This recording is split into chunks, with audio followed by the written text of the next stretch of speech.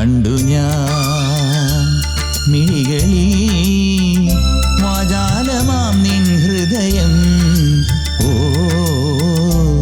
കേട്ടു ഞാൻ മൊഴികളിൽ വാചാലമാം നിൻ നൊമ്പരം. ഓ ഗോപുര പൊൻകോടിയിൽ അമ്പലപ്രാവിൻ മനം പാടുന്നൊരാരാധന മന്ത്രം പോലെ കേട്ടു ഞാൻ മൊഴികളിൽ വാചാലമാം നിൻ നൊമ്പരം. ഓ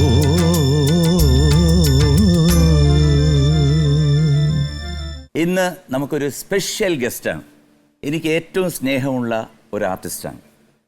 അദ്ദേഹം ബോയ് ഫ്രണ്ട് എന്ന സിനിമയിലാണ് ആദ്യമായിട്ട് അഭിനയിക്കുന്നത്. അതിനുശേഷം ഒത്തിരി ചിത്രങ്ങളിൽ അഭിനയിച്ചു. എനിക്ക് വേണ്ടി ഞാൻ അദ്ദേഹത്തിന് വേണ്ടി പാടിയിട്ടുണ്ട്. അദ്ദേഹം എൻ്റെ പാട്ടുകൾക്ക് അഭിനയിച്ചിട്ടുണ്ട്. ഇപ്പോൾ Marakkar lion of the sea, പ്രിയദർശൻ്റെ മോഹൻലാലിൻ്റെ ഒക്കെ ടീമിലുള്ള ഒരു വലിയ ബിഗ് ബഡ്ജറ്റ് ചിത്രത്തിൽ അദ്ദേഹം അഭിനയിച്ചു. അത് പൂർത്തിയാക്കി. അപ്പോൾ നിങ്ങൾക്ക് ഒരുപക്ഷെ ഒരു ചെറിയ ക്ലൂ കിട്ടിക്കാണും ആരാണെന്നുള്ളത്. നമ്മളുടെ എല്ലാം സ്വന്തം മണിക്കുട്ടൻ.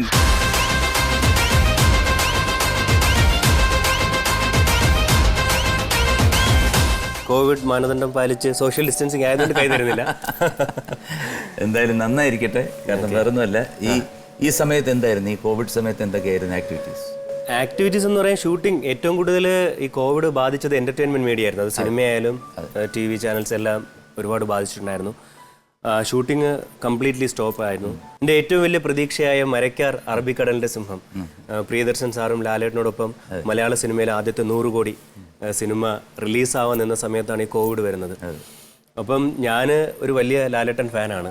ഞങ്ങള് ലാൽ സാറിനെ മരക്കാറായി കാണാൻ ആഗ്രഹിച്ചിരുന്ന സമയത്താണ് ഈ കോവിഡ് ഇഷ്യൂ വന്നത്. പിന്നെ അതിനുശേഷം ഇനിയിപ്പം അടുത്ത വർഷമൊക്കെ ആയിരിക്കും റിലീസ്. എല്ലാവരെയും പോലെ, അതിപ്പോൾ നമ്മൾ സിനിമാ മേഖലയിൽ നിൽക്കുന്നുകൊണ്ടാണ് സിനിമയെ പറ്റി പറയുന്നത്. പക്ഷേ എല്ലാവരെയും പോലെ വളരെ നെഗറ്റീവായിട്ട് തന്നെയാണ് കോവിഡ് നമ്മളെ ബാധിച്ചത്.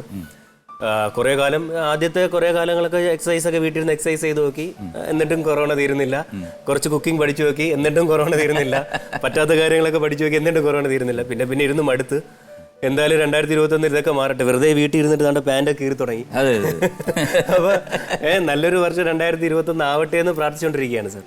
ഓക്കെ, അപ്പം നമുക്ക് പറയാം, നേടാം, കണ്ടിട്ടുണ്ടായിരിക്കുമല്ലോ. തീർച്ചയായിട്ടും ഇത് എനിക്ക് വളരെ സന്തോഷമുണ്ട്. കാരണം നേടാമെന്നൊരു വാക്ക് ഈ 2020 ഇപ്പോഴാണ് ഞാൻ കേൾക്കുന്നത്. കാരണം 2020 മൊത്തം ചെലവായിരുന്നു, ഒന്നും നേടിയില്ല.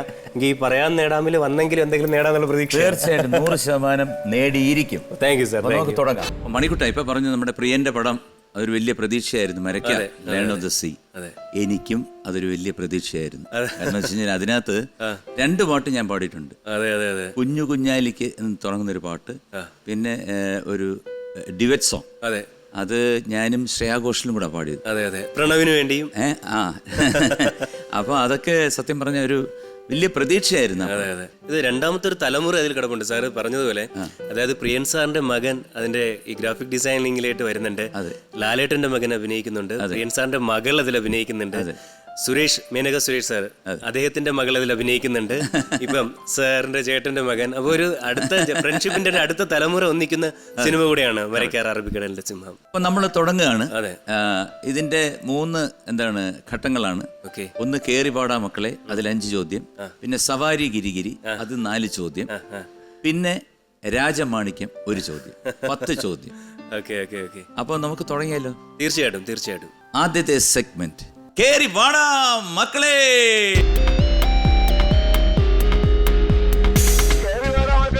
ചോദ്യങ്ങൾ മുഴുവൻ ഒരു സിനിമയിൽ നിന്ന് മാത്രമാണ്. ചിത്രം പുലിമുരുകൻ. ആരുമില്ല, ഒറ്റയാള്. എന്തിനു കൂടുതൽ? അതെ, മലയാള സിനിമ 2 ഘട്ടങ്ങളായിട്ട് നമുക്ക് വേണമെങ്കിൽ തിരിക്കാം.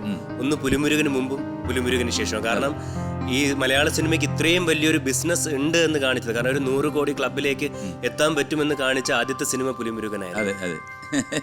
ലാലേട്ടന്റെ എല്ലാ ചോദ്യവും പുലിമുരുകൻ എന്ന ചിത്രത്തിൽ നിന്നാണ്.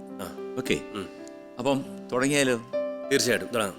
ആദ്യത്തെ ചോദ്യം ഇതാ.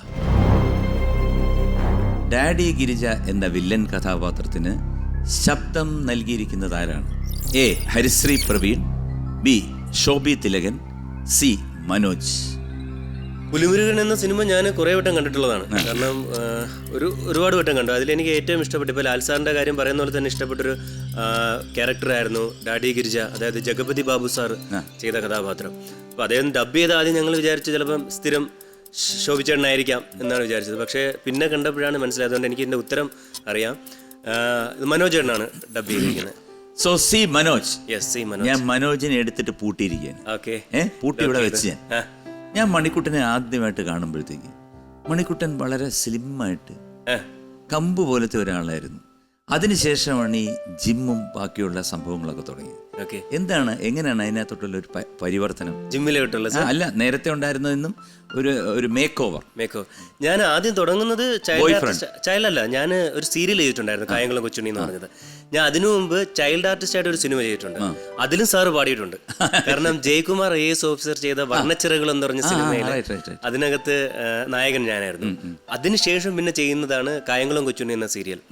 ആ സമയത്ത് ഞങ്ങൾ +2 ഒക്കെ കഴിഞ്ഞിട്ട് ഡിഗ്രി കയറാനായിട്ട് കുറച്ച് സമയം ഉണ്ടായിരുന്നു. കാരണം എനിക്കൊക്കെ അഡ്മിഷൻ കിട്ടാൻ കുറച്ച് സമയം എടുത്തു. എനിക്ക് MG കോളേജിൽ പഠിക്കണമെന്ന് ഭയങ്കര ആഗ്രഹമായിരുന്നു. കാരണം ഞാൻ പറഞ്ഞില്ല, ഞാനൊരു ലാലേട്ടൻ ഫാനായിരുന്നു. അപ്പോൾ അദ്ദേഹം പഠിച്ച, അപ്പോൾ ട്രിവാൻഡ്രത്തുകാരനാണ് ഞാൻ. അപ്പോൾ അദ്ദേഹം പഠിച്ച കോളേജിലൊന്ന് പഠിക്കണമെന്ന് ആഗ്രഹം ഉണ്ടായിരുന്നു. പക്ഷെ ഞാൻ പഠിച്ചത് കൊമേഴ്സ് ആയിരുന്നു. അപ്പോൾ BCom കിട്ടാൻ ഭയങ്കര പാടാണ് MG കോളേജിൽ. കാരണം ഏറ്റവും നല്ല ഡിപ്പാർട്ട്മെൻറ്റുകൾ BCom ഉള്ള ഒന്ന് MG കോളേജിലെ BCom ഡിപ്പാർട്ട്മെൻറ്റാണ്. അങ്ങനെ ഞാൻ അതിനുവേണ്ടി വെയിറ്റ് ചെയ്ത സമയത്താണ്, വെറുതെ ഇരുന്ന സമയത്താണ് ജിമ്മ് തുടങ്ങാമെന്ന് വിചാരിച്ച് ഞാനും എൻ്റെ സുഹൃത്തുക്കളും കൂടെ വർക്കൗട്ട് ചെയ്തു. അങ്ങനെ ജിമ്മൊക്കെ തുടങ്ങി. പിന്നെ അതിനുശേഷം MG കോളേജിൽ BCom കിട്ടി. അവിടെ ജോയിൻ ചെയ്ത് ഞങ്ങളൊരു ക്യാമ്പസ് സിനിമ എടുത്തു. അത് ഈ പറയുന്ന പോലെ ഈ കായംകുളം കൊച്ചുണ്ണി എന്ന് പറഞ്ഞ സീരിയലിൻ്റെ ഡയറക്ടർ കാണുകയും എന്നെ ആ സീരിയലിലേക്ക് വിളിച്ചു. അങ്ങനെ നേരെ ഞാൻ ആ സീരിയലിലോട്ട് അങ്ങ് ജോയിൻ ചെയ്തു. സാധാരണ ഏതോ ഒരു കള്ളനായിട്ടാണ് വിളിച്ചത്. പക്ഷേ 10,000-2000 പേര് അവിടെ ഈ സ്ക്രീനിങ്ങിനുണ്ടായിരുന്നു. പക്ഷെ ഇത്രയും കള്ളലക്ഷണമുള്ള ഒരാളെ, കൊച്ചുണ്ണിയായിട്ട് അഭിനയിക്കാൻ പറ്റിയ ഒരാളെ അവർ കാണാൻ സാധിച്ചില്ല. അങ്ങനെ എനിക്ക് അതിൽ സെലക്ഷൻ കിട്ടി. അന്ന് ഈ ബോഡി കുറച്ചുണ്ടായിരുന്നു എനിക്ക്. പിന്നെ ഒരു 6-7 മാസത്തേക്ക് പിന്നെ ആ സീരിയൽ തന്നെ കണ്ടിന്യൂ ചെയ്തു. അപ്പോഴത്തേന് വീണ്ടും ഞാൻ അങ്ങ് ലീനായി, വർക്കൗട്ടൊന്നും ഇല്ലാതെ ലീനായി. ബോയ് ഫ്രണ്ടിലേക്ക് വന്നപ്പോഴത്തേന് ലക്ഷ്മി ഗോപാലസ്വാമിയുടെ മകനായിട്ടാണ്. അപ്പം ഭയങ്കര ബോഡി ബിൽഡിംഗ് ഒന്നും നടക്കില്ല. അതുകൊണ്ട് ആ അമ്മയ്ക്ക് അനുയോജ്യനായ മകനാകാൻ വേണ്ടി വീണ്ടും മെലിഞ്ഞു. ആ സമയത്താണ് സാറും ഞാനും കാണുന്നത്. പിന്നെ അതിനുശേഷം വന്ന സിനിമയാണ് ഛോട്ടാ മുംബൈ. അപ്പം വിചാരിച്ചു, ഓക്കെ, നമ്മൾ അതിനു വേണ്ടി ഒന്ന് ശ്രമിക്കണം. ഇനിയുള്ള കാലം കുറച്ച് പണ്ട് ഈ പറയുന്ന പോലെ ബോഡി ബിൽഡിംഗ് ഒരു കോമഡി ആയിരുന്നു. ബോഡി ബിൽഡേഴ്സിന്റെ വെറും കോമഡി ആയിട്ടാണ് എല്ലാവരും കണ്ടുകൊണ്ടിരുന്നത്. പക്ഷെ ഇപ്പം ഹെൽത്ത് കോൺഷ്യസ് ആയിട്ടുണ്ട്. അപ്പം ഞാനും വിചാരിച്ചു കുറച്ചൊന്ന് ബോഡി ബിൽഡ് ചെയ്യാം. അതിനുവേണ്ടി ഇപ്പം ഷൂട്ടിംഗ് ഇല്ലാത്ത സമയത്ത് ട്രിവാൻഡ്രത്തുള്ള 2 മണിക്കൂറോളം ഞാൻ വർക്കൗട്ട് ചെയ്യും. ഷൂട്ടിംഗ് ഉള്ള സമയത്ത് അതനുസരിച്ച് കുറച്ചേ ചെയ്യത്തുള്ളൂ. പക്ഷെ എനിക്ക് ഒരുപാട് ഹെൽപ്ഫുൾ ആയിട്ടുണ്ട് സാർ. ഞാനിപ്പോൾ മാമാങ്കം സിനിമ ചെയ്യുന്ന സമയത്ത് എനിക്ക് ആ ക്യാരക്ടറിന് ഈ ബോഡി എനിക്ക് ഹെൽപ്പ് ചെയ്തിട്ടുണ്ട്, ആ ക്യാരക്ടർ ആവാൻ വേണ്ടി. കുഞ്ഞാലി മരക്കാർ ഒരു പൈറേറ്റ്സ് ആണ്. ഞങ്ങൾ ഈ മരക്കാരനോട് കൂടി നിൽക്കുന്ന പൈറേറ്റ്സ് ആണ്. അപ്പോൾ അതിനും ഈ ബോഡി കുറച്ച് യൂസ്ഫുൾ ആയിട്ടുണ്ട്. അപ്പോൾ അതൊക്കെ എനിക്ക് നമ്മൾ എടുക്കുന്ന എഫേർട്ട് ദൈവാനുഗ്രഹിച്ച് എവിടെയൊക്കെ യൂസ്ഫുൾ ആവുന്നുണ്ട്. കുറച്ച് കഷ്ടപ്പാടുണ്ടെന്നേ ഉള്ളൂ. പക്ഷെ എനിക്ക് ഒരു കാര്യം ഇഷ്ടപ്പെട്ടു, മണിക്കുട്ടൻ മനസ്സ് തുറന്നാണ് സംസാരിക്കുന്നത്. സ്വന്തമായിട്ട് പറഞ്ഞല്ലോ, 1000 പേരിൽ നിന്ന് ഒരു കള്ളനെ സെലക്ട് ചെയ്തു, കള്ളലക്ഷണം എനിക്കാണ് എന്ന് പറഞ്ഞു. അപ്പൊ എനിക്ക് അതിനെ ആസ്പദമാക്കി കുറച്ച് ചോദ്യങ്ങൾ ചോദിക്കാനുണ്ട്. പിന്നെ എന്തായാലും മനോജിനെ നമ്മൾ പൂട്ടിയിട്ടിരിക്കുകയാണ്. പൂട്ടിയിട്ട മനോജ് പറയുന്നു ഞാൻ ശരിയാണെന്ന് പറയുന്നു. അപ്പൊ ഉത്തരം ശരിയാണ്. Congratulations, you got 2000 rupees. അത് അക്കൗണ്ടിൽ ഇപ്പം എത്തിച്ചേർന്നിട്ടുണ്ട്. അതാണല്ലോ അതിന്റെ ഒരു ഇത് ഈ വർഷത്തെ ആദ്യത്തെ അക്കൗണ്ടിലേക്ക് വന്ന പൈസ ആയിരിക്കും.